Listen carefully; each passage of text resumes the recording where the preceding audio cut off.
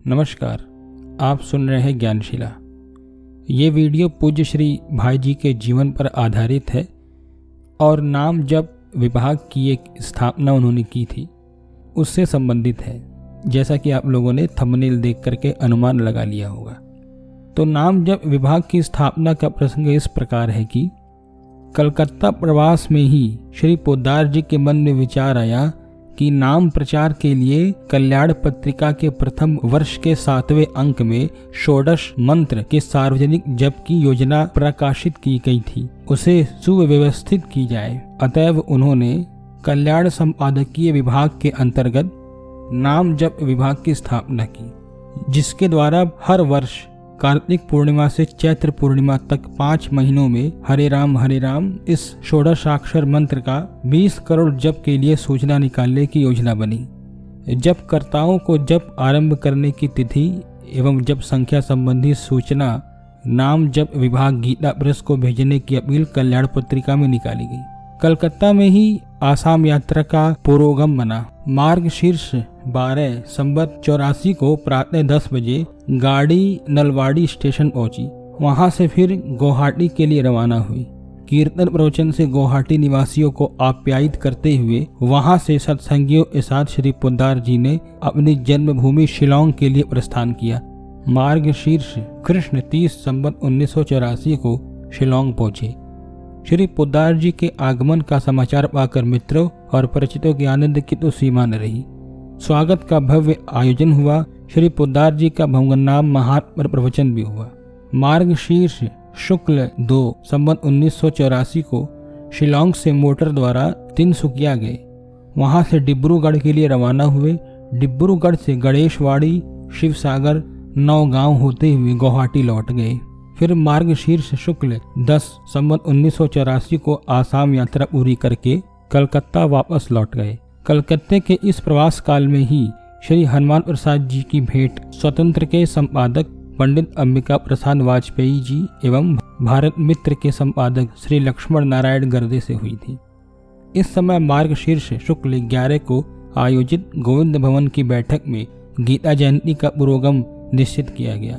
श्री पोद्दार जी की अध्यक्षता में गीता जयंती के इस अधिवेशन में गीता पाठ, गीता प्रदर्शनी, प्रवचन, संकीर्तन, पालकी पर भगवान की शोभा यात्रा आदि कार्यक्रम बड़ी धूमधाम से संपन्न हुए। जयंती के दिन आयोजित शोभा यात्रा में श्री पोद्दार जी का नृत्य के साथ आत्मविभोर भाव से मधुर कीर्तन हुआ। उन्होंने उपस्थित भक्तों को संबोधित करते हुए कहा, राम नाम को कोई व्यक्ति प्रत्येक कार्य में साथ रखे तो उसके कार्य सफल होते हैं तथा अंतःकरण भी पवित्र हो जाता है। इस अवसर पर सत्संगियों के अनुरोध पर श्री पोद्दार जी द्वारा रचित प्रेम शतक के दोहे भी पढ़े गए।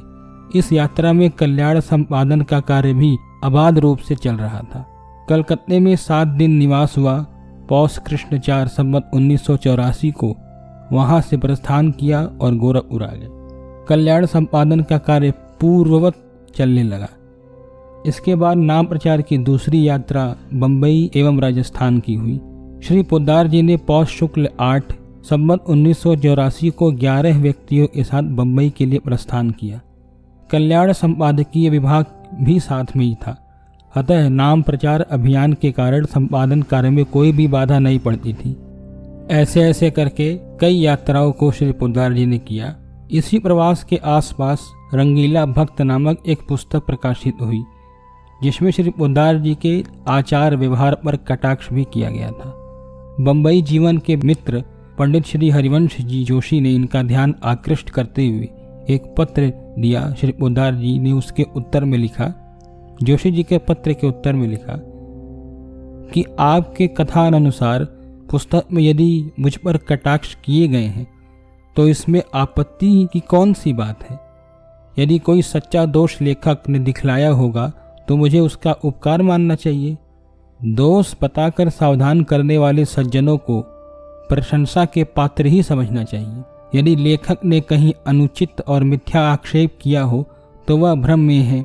परमात्मा उसकी भ्रम से भरी हुई बुद्धि को शुद्ध करे। इस पुस्तक को देखकर तो मुझे रक्ति भर भी क्षोभ हुआ ही नहीं। यदि मेरे हृदय में घृणा, द्वेष, क्रोध आदि उत्पन्न हो जाएं तो इससे यह होगा कि मन में तो एक ही दोष था, हमारे मन में कई पाप आ गए। इसका प्रतिकार यही है कि भक्ति के मार्ग में चलने वाले लोग कहीं भी अपने चरित्र में दोष न आने दें। प्रथम तो लेखक की प्रस्तावना पर विश्वास करके हमें यही जानना चाहिए कि उन्होंने मुझ पर कोई कटाक्ष नहीं किया है। हम लोगों की ओर कोई प्रयत्न नहीं करके परमात्मा से केवल प्रार्थना करनी चाहिए कि उनका मंगल हो। सात्विक अंतःकरण में ऐसे ही उदात्त भावों का स्फुरण संभव है। निराधार होने के कारण कुछ दिनों में यह धुएं का धरोहर स्वतः ध्वस्त हो गया। श्री पोद्दार जी की निर्मल कीर्ति पूर्ववत अपना अमंद प्रकाश बिखेरती रही। ये था पूज्य श्री पोद्दार जी के नाम जप विभाग की स्थापना का प्रसंग और यात्रा और उन पर किए गए कुछ लेखकों द्वारा कटाक्ष, जिसे बड़े संक्षेप रूप में यहाँ पर प्रस्तुत किया गया है। ये और भी लंबा है लेकिन संक्षिप्त रूप से इसे दिया गया है, क्योंकि पूरे देने से वीडियो काफ़ी लंबी बन जाती। धन्यवाद।